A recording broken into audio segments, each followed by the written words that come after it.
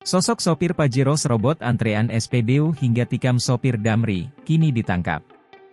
Inilah sosok pengemudi Pajero cekcok dengan kondektur bus Damri Lampung.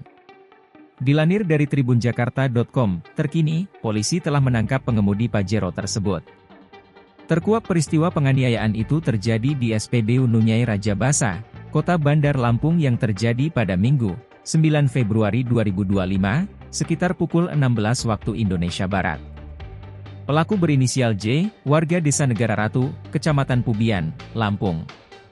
Pria yang berprofesi wira swasta itu ditangkap dan ditahan di Polresta Bandar Lampung. Polisi juga mengamankan barang bukti senjata tajam yang digunakan pelaku untuk menusuk kondektur Damri Lampung. Sedangkan dua karyawan Damri Lampung yakni kondektur bernama Arif dan sopir bernama Harjulian menjadi korban penganiayaan pelaku.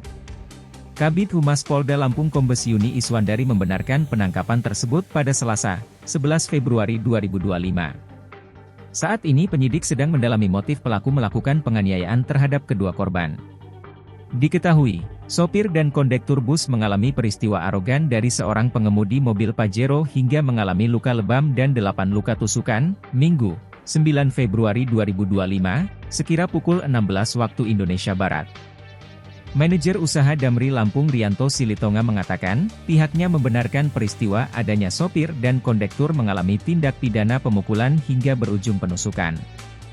Pelaku diduga pengusaha menggunakan Mitsubishi Pajero, kata manajer usaha Damri Lampung Rianto Silitonga saat diwawancarai Tribun Lampung via telepon WhatsApp, Senin, 10 Februari 2025. Terlapor pengemudi Pajero diduga melakukan pemukulan terhadap sopir bernama Harjulian yang mengalami luka lebam di wajah.